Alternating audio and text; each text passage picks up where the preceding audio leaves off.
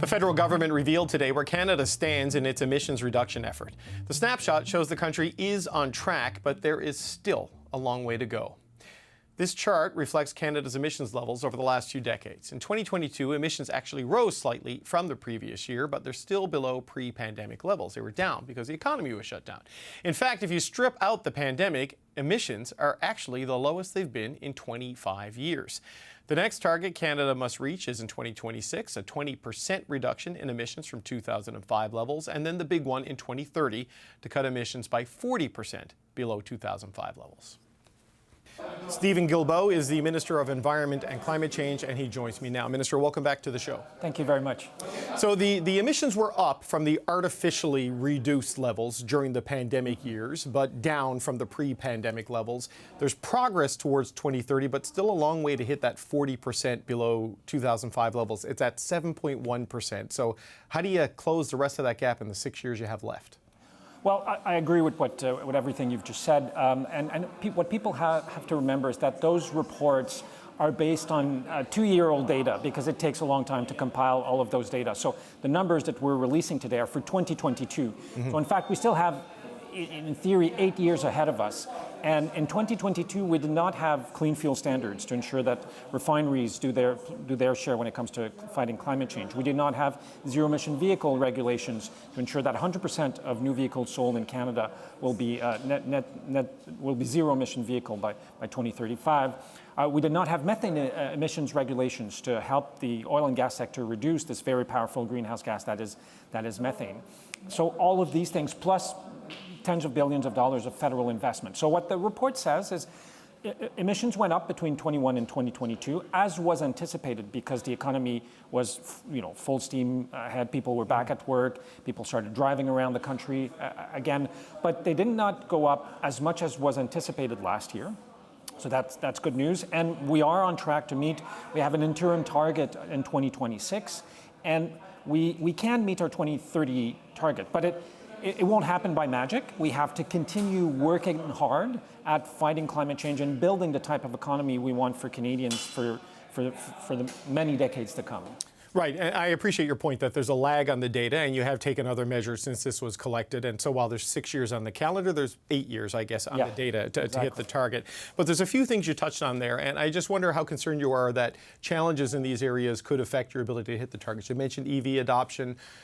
The uptake has not been as robust as even the industry would hope, to hit sort of the 2030 metric. And you talked about oil and gas emissions cap. TMX has come on stream. The Premier was on the show this week saying that she thinks that's going to drive production. So how do you get there with a pipeline maybe fueling production in Alberta, which is accounting for a pretty big share of the emissions here?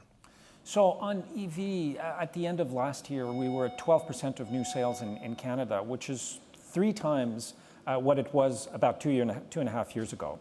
So it is true that the rate of adoption is slowing down, but it's still going up. And I think the $15 billion investment by Honda in Canada is a clear sign that many in the industry certainly think that the way to the future for vehicles will be electric. But on oil and gas, I mean, there's no doubt that Canada cannot achieve any climate change target if the oil and gas sector doesn't do its fair share. We're not asking it to do more than other sectors, but to do its fair share, which is why we're working on things like the cap on oil and gas emissions, which will ensure that regardless of what happens to production in Canada, that the emissions will be going down. We are working on new methane regulation. So methane is a greenhouse gas that's much more powerful than CO2 in terms of its capacity to warm the atmosphere, about 30 times more powerful. We're working to ensure that by 2030 in Canada, the oil and gas sector will reduce those methane emissions by at least 75%. It's the most ambitious target in the world. So we think that by doing these things, we will and investing in the oil and gas sector, as we're investing in electrification of transportation, working with heavy industries, steel, aluminum, cement, but we're also investing in this sector to help them tackle their climate change pollution. Right. The Climate Institute, though, says the progress that has been made has been offset by the increases in the oil and gas sector. Yeah. And I know you say you're going to have the details on at least the draft regulations for an emission cap by later this year, have it in place by the next election. But you know that's not going to be easy, right? Politically, there's going to be a pushback from Alberta, and this will likely be a big issue in the upcoming elections. So how optimistic are you that this can survive the political realities of the day?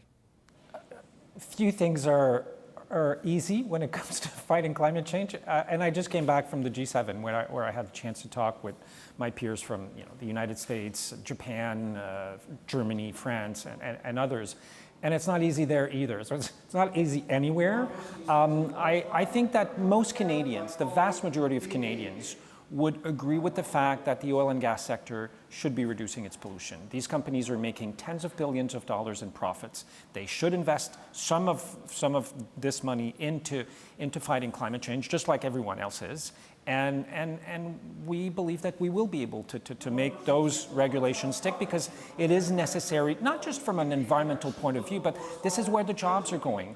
This is where the economy of the 21st century, and we're seeing it with the hundreds of billions of dollars that are being invested by China, by the European Union, by the United States, obviously. So it is a fight for the type of planet we will leave for our kids and grandkids, but it is also a fight to ensure that Canada will get its share of this booming economy. You've outlined some of the plans and the measures you've taken and put in place, and the money that you've put on the table to help with this transition. But the effectiveness of them, at least some of them, were questioned this week by the Environment Commissioner, who said that out of Canada's top 55 emitters, only 2 have signed agreements under your Net Zero Accelerator initiative. And the criticism is that it's failed to entice them. How do you increase the uptake there, Minister? Because that seems like a key part of this whole plan. Well, we've put in place more than 150 measures as part of our climate change plan. So I think to look at one and say, well, this one isn't working, therefore the entire plan isn't working, I would disagree with that. But nevertheless, we need to make sure that the measures we're putting out the door are working. And if we need to adjust them to course correct, we will absolutely do that. No, I wasn't trying to suggest the whole plan is a failure because of this, but just individual. If multiple individual components fall short, then it adds up, right? Is kind of the challenge here. But the fact that the National Inventory Report shows that things are starting to go in the right direction, methane emissions in the oil and gas sector is going down. It's just a beginning. People are talking about carbon capture and storage. Well, we can read in the report that there's about 7 million tons of carbon that has been sequestered in Canada through these projects. So it's a beginning, and obviously carbon capture won't solve climate change in Canada or elsewhere in the world, but it's part of the plan.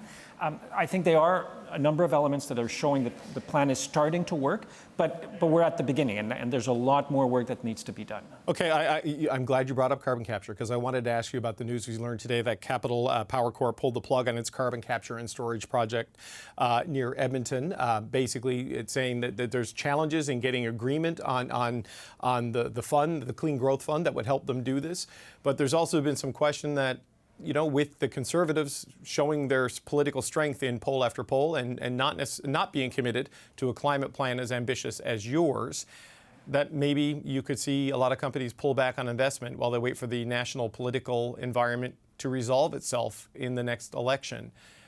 Do you think that's a legitimate concern people who want to see action on the environment might have, that the corporate private sector might wait until they see who's the Prime Minister at the end of 2025?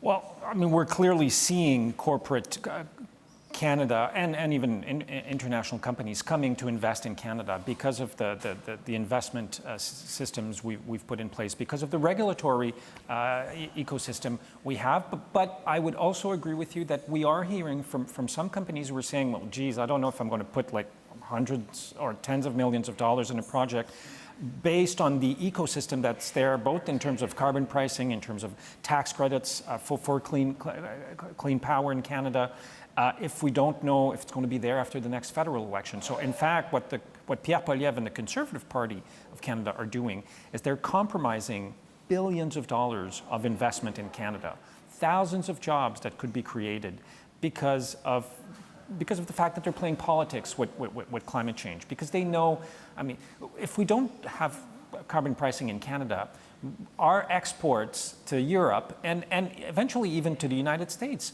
would be subject to border tax adjustments. So we would be imposed a carbon pricing system by our commercial partners if we don't do it ourselves. So we might as well do it ourselves and decide what we do with the revenues, than having it be imposed upon us by our trading partners. Yeah, but in the interim, until we get the clarity on election night of 2025, presuming it stays until then, you've got a climate plan to administer and a country to run. So how do you overcome that hesitancy and reluctance in the next year or so to get people to keep making progress on these things? Because with 2030 coming, you can't really lose a year of intense corporate action. So how do you deal with that? Agreed.